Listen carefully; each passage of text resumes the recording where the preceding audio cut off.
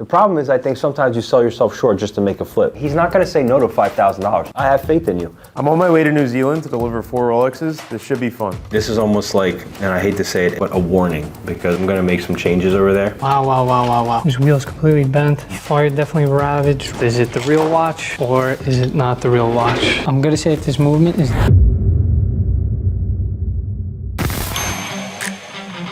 Hello everybody. Let's start off the meeting with this. There's a guy called 𝗏𝗏. He's a friend and a customer of ours. He also has the #1 or one of the top podcasts in the world when it comes to business and finance and getting your together, right? So he has a book called Level Up, which I'm handing out to everybody here. And the basis of the book is how to get focused, stop procrastinating, and upgrading your life, which is actually a perfect segue into what I'm about to say. Last month, I want to write off as just a bad month overall for the company. It's nobody's individual fault. We have 3 months left in the year. It's the final quarter.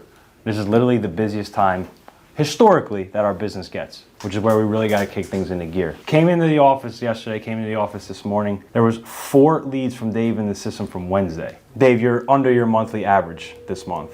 Conclusion I think that we came to is over the next quarter or whatever, however many months, liquidation. And what I mean by liquidation is get in stuff that sells and that people want as much as possible. We actually had a pretty successful 3rd quarter, but it's 4th quarter where things really kick into high gear. You have holidays coming up. This is really a time to buckle up and make some improvements. I can't tell you how many people have reached out to me from all over the world. I'm super excited to see this, honestly. Wow, wow, wow, wow, wow. Oh, so the dial's there. Wow. So a guy had reached out to me on Instagram. His house unfortunately had burned down in the California wildfires. So he actually had 2 Rolexes. He found one, but he had one that was real and one that was fake. So we're gonna try and figure out which one it is. There's the bezel, definitely locked up, but it's so crazy to see this. Oh my God. So if you can bring that back to life, you could use that dial. Like it'll be trashed, but that'll be interesting. Absolutely. It'll be cool. Absolutely. Even though it seems insane, right? It seems like this thing's been sitting at the bottom of the ocean. Right. I can't say for certain, but we could definitely probably try and get into it because I could still see the spring bar there. Like I've never seen anything like this, and we're gonna see. As soon as we open it up, that'll be the biggest tell. We're gonna bring it upstairs, start doing a little bit of work on it, see how far we could get. And that'll be pretty much like the deciding factor realistically. I really wanna get this done, so hopefully we can get it open and figure out if it's real or fake. Only because just judging by the case back and like the color, this is just so wild. Look at how much stuff is just... Yeah, well it's already opening. Right off. The spring bar actually, it probably just melted because I could see it coming off already. Looks like a 34mm. Could be a 30, it's so hard to tell, that's the craziest part. This is probably made out of 3/16 steel. So if you look, we're back down to bare steel. After just, I mean, touching it with just that. So right there, we're at bare steel. I assume what ended up happening was it came into contact with something in the air. You're talking about after the fire, you're saying? Correct, yeah, like something in the air. I don't know, like it's just a chemical reaction between the steel. While most of this can probably be saved, we're just gonna see if we could, you know, potentially even get into the case back. Yeah. What is that? All right, wait, so I see it coming up. I'm seeing little letters. I feel like I'm seeing letters, but maybe I'm just tripping. We're so close, we're almost there. I don't know if that's a letter or not. It would be pretty big, I think. Is it like a logo or something? No, it wouldn't be. Because you'll know exactly what it says, so maybe you could actually make it out, like almost like forensically, you know what I mean? Well, keep working, keep it going. That's so funny. Oh my God. God damn. Man, I want this thing to open up so bad. Oh. You got it? Got it. Let's go. Don't think that this is savable. This wheel's completely bent. Fire definitely ravaged right through it. Moment of truth, is it the real watch or is it not the real watch? I'm gonna say that this movement is not real. Not real? Yeah, not real. I don't think it's real. Yeah, I understand. Unfortunately, I don't think that this is authentic. I saw the movement and unfortunately this was not real. Same style thing, but this watch is a lot newer for it to even have this movement. If you notice, it's somewhat similar. Yeah, the case has no engravings at all. Yeah, so unfortunately, I'm gonna say that this is, yeah, more than likely this is that one. Oh, thank you so much, bro. No, listen, hey, it would have been sick. So unfortunately, this was not the real one. You guys will not be getting a crazy restoration video out of it. These things happen, hit or miss, but at least I gave it a try.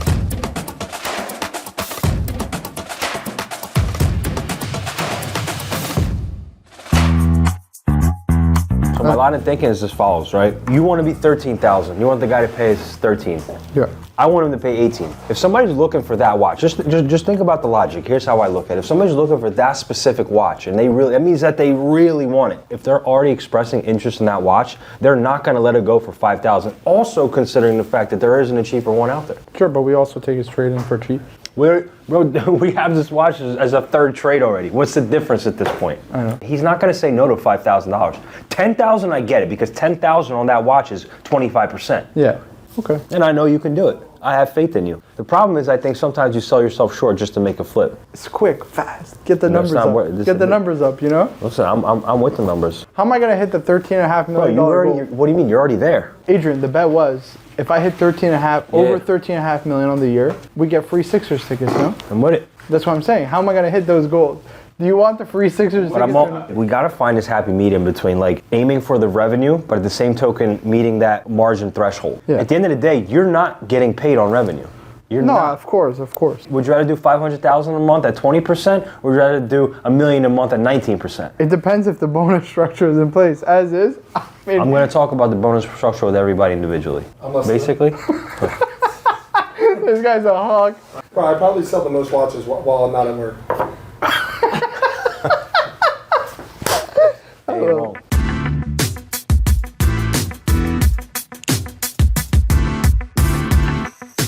Yo, Marco. What do you have sold this month? RM6701 titanium. I have an incoming wire for a Patek Philippe chronograph. That's another 62,000. What? A Speedmaster that I sold, and then this platinum Cartier tank, which was a crazy rare piece for 130,000. That's what I have so far. This month's weird because usually I start out of the gate really fast and it's not happening, but I notice my waves, like if I start slow, it will pick up. If I start fast, it will slow down a bit. So right now we have a Meteorite, GMT Meteorite sold 2023. We have a Lefty GMT Sprite, which is a popular model, sells itself.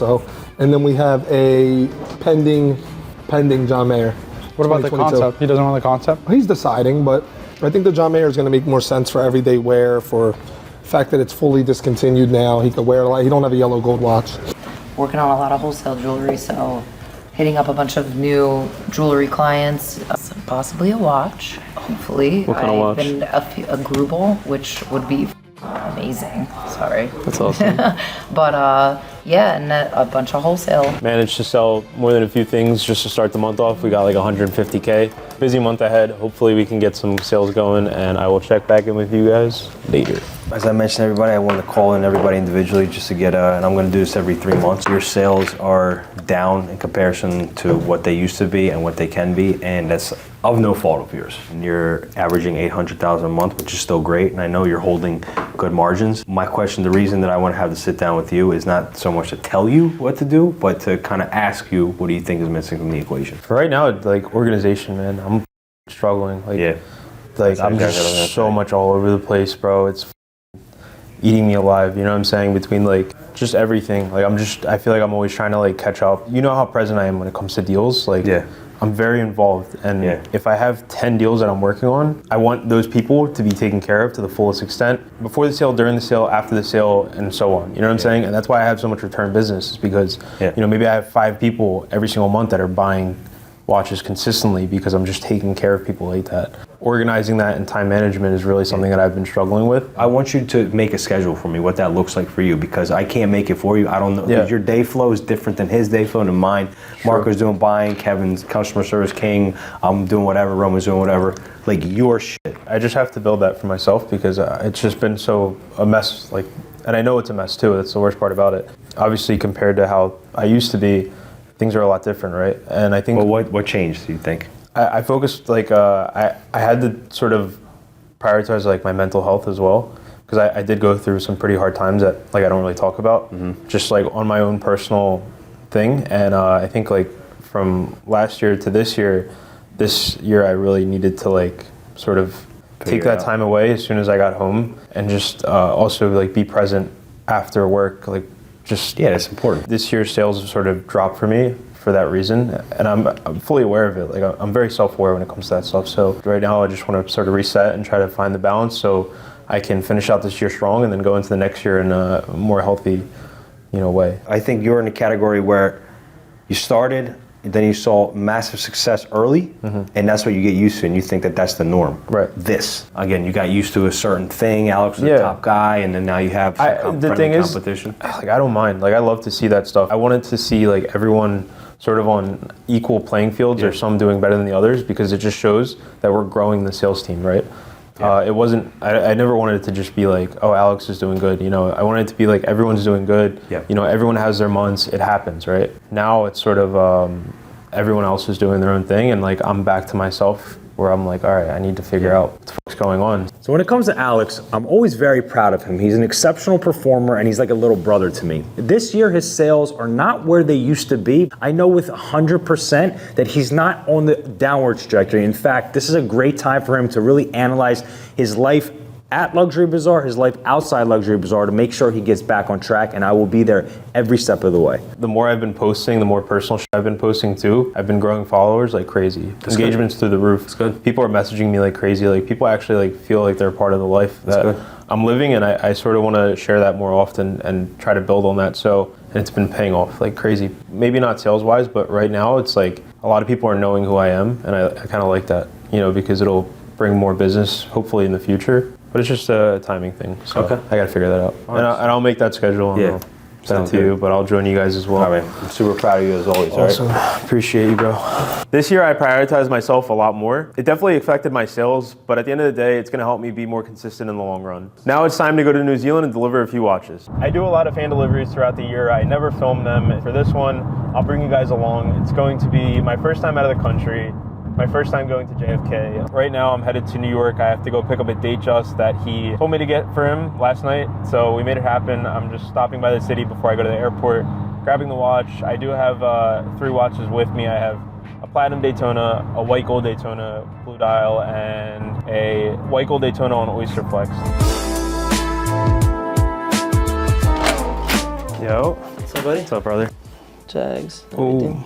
Perfect. The box, I just need to have it shipped to my office. Yeah, I'm gonna send you a label. And do you have like a plastic bag? So I know you have 5930s. Class. Yeah. Now that I got through all that New York traffic, I'm finally off to my flight. What's up, Mr. Sharf? What time are you taking off? 30 minutes. Well, no, I board in about 30 minutes. But right now I'm just getting some work done. Question for you. What's up with your guy in Prague? Because my guy is calling me saying that he may have somebody going there. Oh, yeah. The guy basically took forever to send payment, and then the watch sold, and then... What do you mean? What was the watch? It was just a perpetual, like a perpetual calendar AP, the burgundy dial. It wasn't one of ours? No. So I was sourcing it, and then he was supposed to pay crypto. He said he was sending it, and then you know how it goes. And he sort of just fell off and then ghosted me, so I don't know. Okay, sounds like a waste of time then. Basically a waste of time. Right. Yeah, it's unfortunate. Safe flight. I'll talk to you later. I'll talk to you. Peace. You guys were wondering how they store the watches. They're in a watch roll down here. I usually take the most expensive one and leave that on my wrist, but obviously covered, which is why I wear baggy hoodies.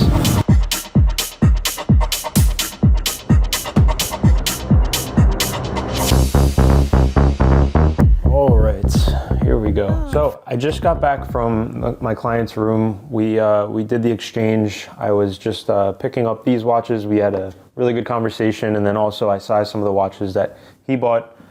So as of right now, we are looking at these 5 watches. So this was a trade deal. These were the 4 watches that we traded in for. It was just a pretty even swap, and there was a little bit of cash on top, but I'm happy we were able to get it done. Starting with obviously Rolex Batgirl, an older style Sea Dweller. It's pretty big, look at that. Also 44mm ceramic offshore. Always love these. And then also we just actually walked down the street to go pick up this Hublot from service. We also have the 𝗿𝗏 UR100V. So this is the one I'm gonna be rocking for a little bit. This is probably like my favorite watch out of the bunch, but yeah, so just got done picking up all the watches from him. We're just taking a bit of a break right now. I need to get some work done. He needs to get some work done. So for now, let me wrap this up. Let me do a little bit of work for back home. First time out of the country was a success. It was a really good experience, but now I have to go back to the office and get the month started off the right way.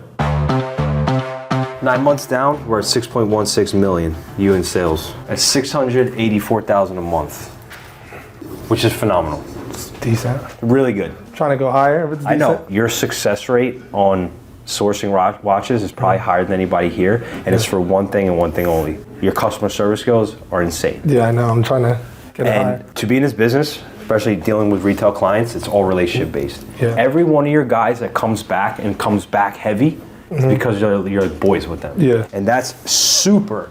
Yeah, I know. Super It's been key. helping me a lot. In fact, I learn a lot from you as well. Like I try to like sometimes like, oh, what would Kevin do in this situation? You know? I'm really, really proud of you of that. I still think that you're here in terms of where you can be. The better the inventory we provide for you, the more sales are gonna have. Yeah, Roman was telling me about it, yeah. So you're growing in terms of your sales and retaining clients and getting better in the business, but you're not really growing professionally in terms of understanding or learning the other stuff. Yeah, for sure. I want you to be as comfortable selling in an RM as you are selling a Pepsi, and you'll get there. For sure. But that's our fault because we're not supplying them. I haven't been buying RMs because the deal isn't right. I'm still hitting big homers in the meantime, so I'm still learning, but it's gradually, yeah. It's all right though. I feel like I'm getting the support I need. What is it that you think that's stopping you from getting to the next level? I feel like I'm fully supported. I feel like the inventory has been getting better for what we stock.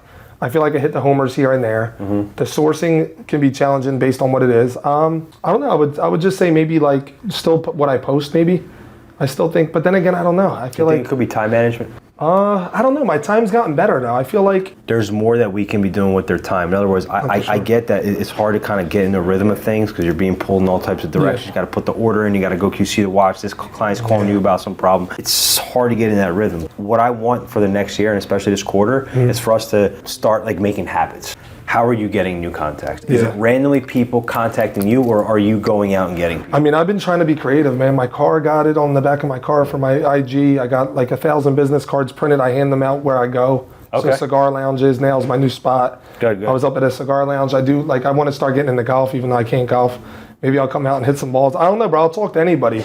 I'm like crazy with it. Like I'll go out and I'll just promote. So guys, I just hit a year in the watch industry and I'm very proud of all my success, but there's still so many more things I need to work on. Time management is crucial. I need a schedule. I need to be organized and I need to make sure that I'm working effectively day in and day out. But yeah, no, I want to do big months. I'm at like 100K right now, I think. There you go. Or 50, 70K right now. All right, keep up the work. For all those watching, when we did the Gray Market Challenge, when we were trying to hire some new sales guys, Kevin, if you all remember, was actually sent home originally, but I had an idea to bring him back, and I have not regretted it to this day. Shout out to the customer service king. For the past week, I was in Hong Kong to deliver some watches, to check out some cool stuff, and I was also there for a wedding. When I came back, I wanted to really have a sit down with Adrian and speak about strategy because my revenue's down, but my profit is up. So trying to figure out a way how we can correct that for the months to come. At 3.97 this year, you're averaging 441 a month, which I think is not a testament to your capabilities, right?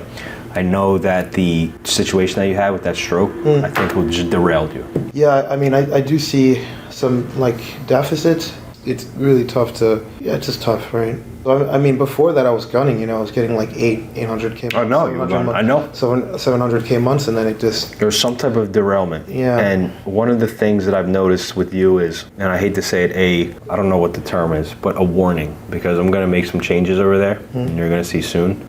And the last thing I want to do is move any other pieces because I love the team that we have professionally and personally. Like I like all of you guys there. You know, I consider us friends at this point. But at the same time, it's a business, and we have to perform. There's a lot of money at stake, and that's where the thing is. If you're doing 800 a month and you're doing 600 a month or 650, it could be a market thing. It could be a circumstantial market thing. Maybe a few deals didn't close. But 8 to 4. That's a personal thing. Also, I mean, if you want to look at those months, right, where I was pulling the 8, I mean, there was some, you know, there were some shifts to get in the team, right, where I do think that kind of that derailed me as well. So there was a stroke, and then there was that shuffle up of the teams, right, where I feel like I was relegated, right, to another team, right, and that. I mean, I think it has an impact, right? Because there's really nobody to, like, of course there's you, right? But it's not. I feel like as if I'm on my own compared to everyone else. And I mean, it's I mean, it is what it is, right? But In full transparency, I used to feel much more comfortable with anything that came my way to allocate to you than I do now. And it's nothing personal. It's just the numbers show.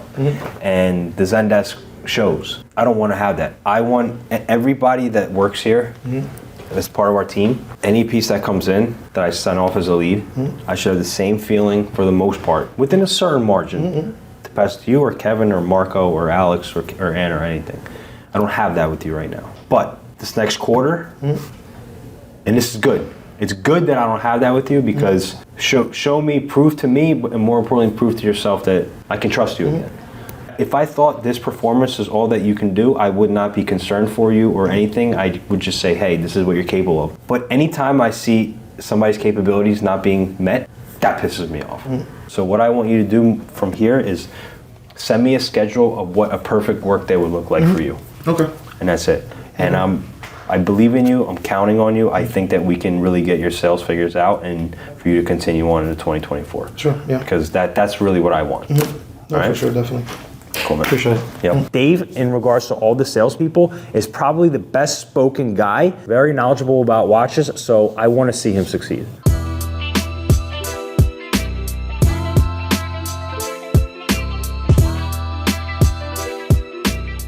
And I'm just happier with the black one.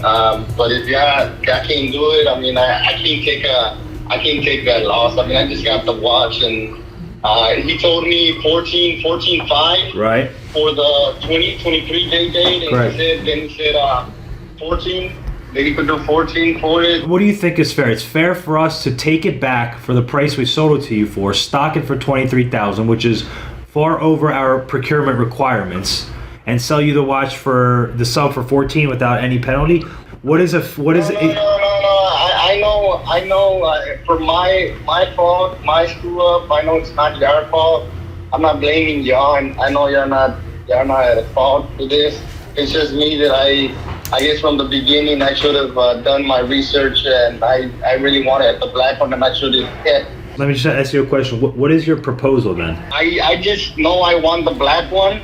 I'll be happy with the black one. I understand if you sell me the black one at 14.5, even 15, and just wire me the difference. But again, I could tell you what I like and I feel, but you're the ones to make the decision. Okay, so what? I guess I gotta try to sell the green one here. Now the discrepancy here is $9,000 based on what you paid for the one watch versus what Dave quoted you on the other watch. that's the But as you can imagine, I can't send you $9,000. That's crazy. So what I'm saying, and based on our original offer, what is a fair value for you? How much money back do you want? 65, I guess. I think the best course of action is for you to do the following: send the watch back to us at $20,000. We'll try to sell it. You'll have $20,000 credit with us. We'll sell you a Submariner and then wire you the difference. That will get you closer to the number that you want to get to. And you give it to me, I'll be able to net you more money, but you're going to have to wait a little bit longer. So you don't get $4,500 back, $6,500 back. Does that make sense? Yeah. Okay, awesome. Thank you very much. Okay, good luck. Let Dave know how it all plays out, okay? I will, sir. All right, bye-bye. Thanks. The whole transaction was like this, basically. As always, we like to work with our customers to always come up with the best case scenario for them. That's not his problem. He didn't agree to that. I agreed to a full set example. He didn't give me what we agreed to. Are you serious right now? He didn't agree to it. He could have said, ship me the watch back. Okay, so I have to go and get another. Okay, and that's his problem. How? How is that my problem? How is that his problem? We agreed on a full set. He didn't send me a full set. That's not a full set. He sent me a dirty ass box that was not. Yeah, but you can't just dictate that I'm gonna not pay you without him because you can't. We agreed on a deal. He broke the deal. But you didn't agree on a price. Of course we agreed on a price. You didn't agree on a, you should. I asked him. What you should have done is say it's gonna cost me X for the box. Okay. Okay. Can you take that amount off and I'll ship you this box back? If he would have said yes, then he says yes. I asked him, he said, I don't have any extra boxes. But he didn't agree to you taking $600 off. He sold you what he sold you, like it or not. He's wrong in that respect, but you have to communicate that with him. Imagine if you did that. Imagine if you sent a I wouldn't do that because it's just dishonest business. He sent me this crop dish image, told me I sent you an image of the box. No. Look at this. No. What am I supposed to do with this? The watch is dirty. It looks like he took his cup of coffee and dropped it on the box. You can't. You're wrong. Like All right. So what do you want me to say? He's wrong for the way he sent it, but unless he agreed to shaving $600 off, you can't just not pay him $600. So here's a situation where Marco ordered a John Mayer Daytona for a very, very good client of his. Unfortunately, the box came in and it was A, beat up, B, the wrong box. He took it upon himself to knock off $600 for a box we had to purchase from the original dealer that we purchased the watch from. That is an absolute no. That would be okay if you communicated that with the dealer beforehand. If he said, okay, Marco, buy the box and we'll take it off the bill. Yes. I told him I have to buy a new box now. He didn't, yeah, but you didn't give him a price. He didn't agree to the price. You gave a blanket statement that I have to buy a new box. You know what he said? Sucks to suck. Pay me my money. He could, and then he also said, ship me the watch back then. Did he not say that? Yes. Okay, so you have no leg to stand on. That doesn't make any sense. Weird. How does that make any sense? Is it a full set? Yes, it's a full set. Not a correct full set, but it's a full set. You can't just shave off a price of something. Is it a full set? It doesn't matter. You have to communicate with the guy. I did communicate with him. No, he didn't agree to you shaving off $600. So then we agree that he's dishonest. Yes, he's not a scammer. He's just probably working out of his basement, and that $600 is his profit in that watch. You know you're wrong. Just admit defeat. How long have you been selling watches for? What's the relevance? You know I go to bat for you, right? You know I battle with you and I help you. But it doesn't make any sense. But I'm just saying you're wrong. It's not. Logically, if I'm told, okay, a product is a certain way on a website, and the product arrives and it's not what it says it's not as advertised. You're not wrong. But he didn't. Up the decision of what happens after. Yeah. He didn't agree to shaving $600 off. He didn't agree to shaving $100 off. In fact, he said if you don't like it, then I will accept the return. No. You can't just say I'm gonna withhold $600. Adrian, give me a second. Just tag me in real quick. This is the thing. I'm not trying to school nobody. I've had this happen multiple times. Marco's correct, you're correct. The thing that differentiates it is there has to be communication. You can't just make up a decision that you're gonna shave That's all points. it is. You say, hey, usually a box is $250. We agreed at $14,250. Can I just send you 14 because now I have to go get a box? You don't just surprise the guy with his wire, 600 short. Exactly. Because if the dude shows up to Southampton, you're fighting him, not me. He didn't agree to pay for that box. It's that simple. This guy's a scammer. He sent me the wrong box. No, he sent me a smaller box, and then he didn't, and then I shorted him $600 without notifying him. He's a scammer. Now in this situation, although I'm definitely wrong, at the same time, I really didn't like the way that this transaction was conducted. But ultimately, Adrian guided me through the process, and we were able to come to a resolution and figure out a solution. You're at 10.57 million on the year. Phenomenal. Like, super proud. Thank you. Like, straight, absolutely murder, killing it. That comes out to an average right now 1.17 a month. So you're hitting that threshold. It's really good. What do you think is holding you back, if anything? I think time is obviously a big factor in the equation, in the sense that as I continue to grow my Instagram page, grow my customer base, I get a lot of repeat business, a lot of referrals. Where I've been getting the most business in the last, I would say, 2 to 3 months is referrals. I don't know what it is. They've just referred me like business, and it's quick. Whenever they refer you, it's like somebody who's ready to buy. I know you basically do all the legwork when it comes to the buying, the actual legwork, and I don't want to stop that by any stretch of the meaning because I would be fucking suffocate without you. That sporadic and that constant like go burns you out, creates negative relationships because you're on edge, you're angry, and I know what that is because me and you have a lot of similarities. I was the same way, I still am the same way. Marco wears a lot of hats here at Luxury Bazaar. One being helping me with buying stuff, being a top tier salesperson, as well as a lot of things in social media. Time management is key when it comes to Marco, so I want to make sure he gets himself on track and not work less, but more efficiently. If things just flow more smoothly and hey, I'm going to come in and this is what I have to do today, and like there's nothing stopping me, instead of being sporadic about it, I think we're gonna be better there. Yeah. It pains me sometimes to see this dude he's walking around like his head is gonna explode. You know what it is, right? Like my main objective is to be like an extension of you and Roman. You know what I mean? Like you guys are the best salespeople, the best content creators. You know what I mean? Like if I can allow you to be better at, you focus on sales, Roman, let's say focus on content, I'll handle the majority of the rest so you have time to do whatever, then I'm good with that. Even if it means that I have to kind of work a bit harder and have that headspace where like my mind is then it is what it is. You know, All right. it's tough for me to deal with because I get flustered sometimes, and Yeah, we all get flustered. I want that flustering to dissipate. the number one thing I think I took away from the meeting was the amount of help and support I've had, both from Adrian and Roman since I started. If I have any success, really, it's because of their mentorship. So I'm really thankful, obviously, for them looking after me, and I'm just going to continue to keep working hard and hopefully keep meeting those goals. But yeah, other than that, I mean, I don't know. I'm just going to keep working and plugging away. That's it. Thanks, bro. Marco, keep killing it. You're doing amazing. But let this serve as an opportunity for you to kick back, crack a cold Labatt Blue, and watch the Eagles on the way to the Super Bowl. Guys, thank you so much for tuning into the episode. Please comment, like, share, subscribe, and can't wait to see you on the next episode of Gray Market.